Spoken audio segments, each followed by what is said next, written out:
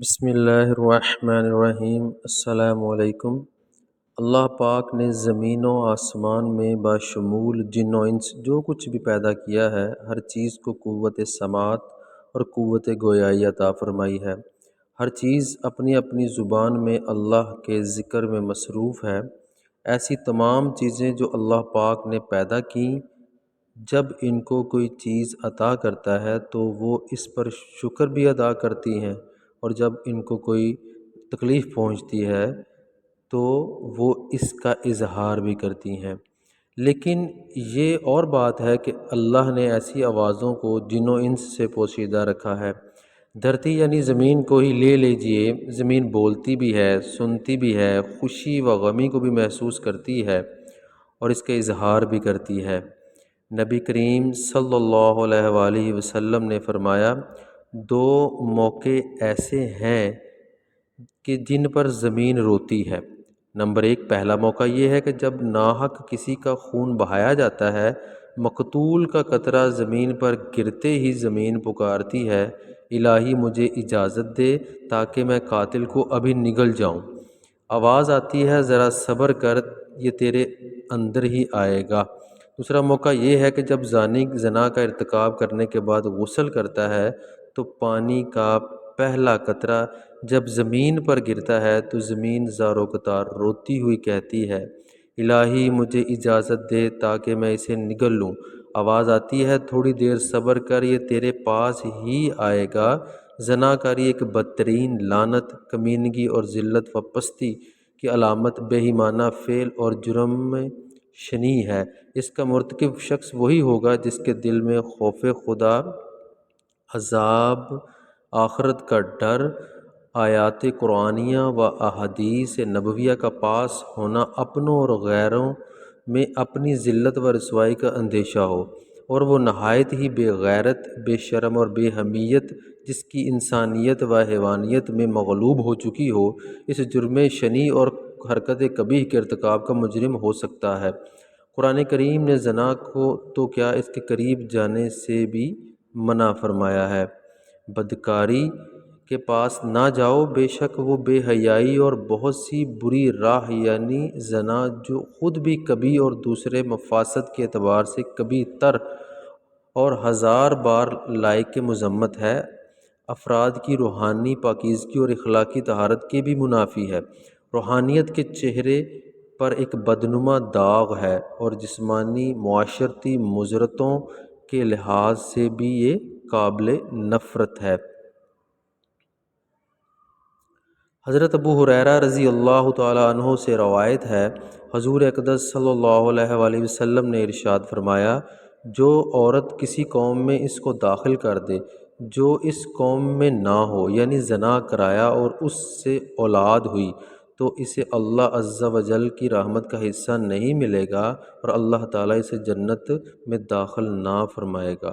حضرت عبداللہ بن عباس رضی اللہ تعالیٰ عنہ سے روایت ہے، رسول کریم صلی اللہ علیہ وآلہ وسلم نے ارشاد فرمایا، جس بستی میں زنا اور سود ظاہر ہو جائے تو انہوں نے اپنے لیے اللہ عز و جل کے عذاب کو حلال کر لیا۔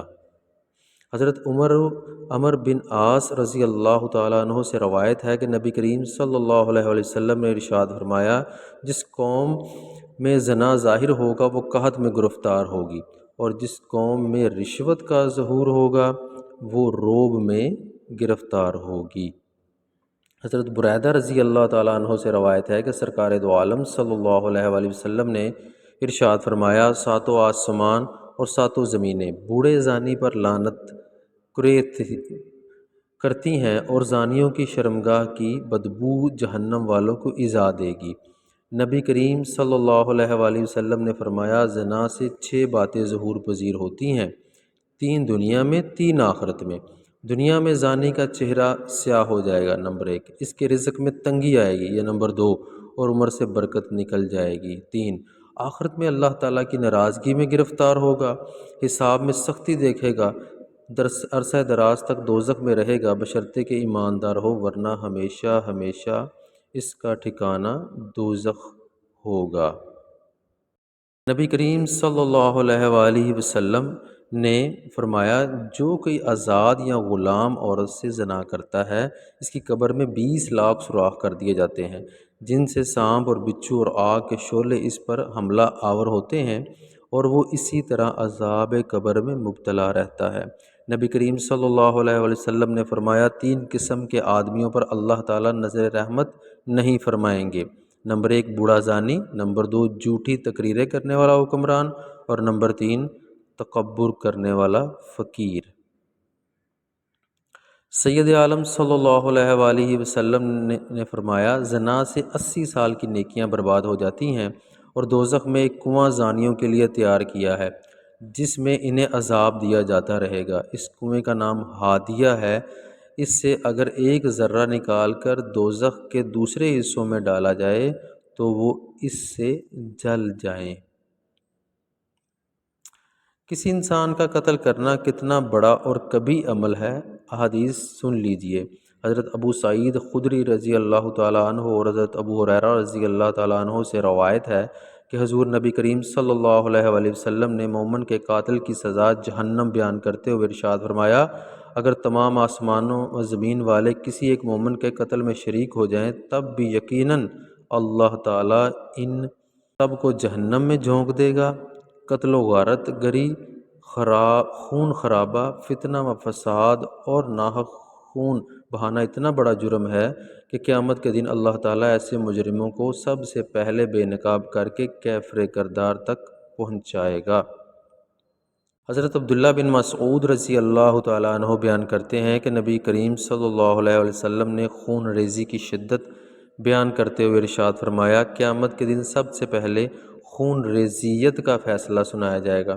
حضرت عبداللہ بن عمر رضی اللہ تعالیٰ عنہ سے روایت ہے کہ نبی کریم صلی اللہ علیہ وآلہ وسلم نے باہمی خون خرابہ اور لڑائی جھگڑے کے تباہ کن نتائج سے خبردار کرتے ہوئے فرمایا کہ قتل و غارت گری اتنا بڑا جرم ہے کہ اگر کوئی فرد یا طبقہ اس میں ایک مرتبہ ملوث ہو جائے تو پھر اسے اس سے نکلنے کا راستہ نہیں ملے گا۔ حضرت انس رضی اللہ تعالیٰ عنہ سے روایت ہے کہ تاجدار رسالت صلی اللہ علیہ وسلم نے ارشاد فرمایا بڑے کبیرہ گناہوں میں سے ایک کسی جان کو ناحق قتل کرنا ہے۔ یہ کسی مسلمان کو ناحق قتل کرنے والا قیامت کے دن بڑے خسارے کا شکار ہوگا۔ حضرت ابوبکر صدیق رضی اللہ تعالیٰ عنہ سے روایت ہے کہ نبی کریم صلی اللہ علیہ وآلہ وسلم نے ارشاد فرمایا اگر زمین و آسمان والے کسی مسلمان کے قتل پر جمع ہو جائیں تو اللہ تعالیٰ سب کو اوندے منہ جہنم میں ڈال دے۔ جزاک اللہ خیرہ۔ اللہ تعالیٰ ہمیں نیک اعمال کرنے کی توفیق عطا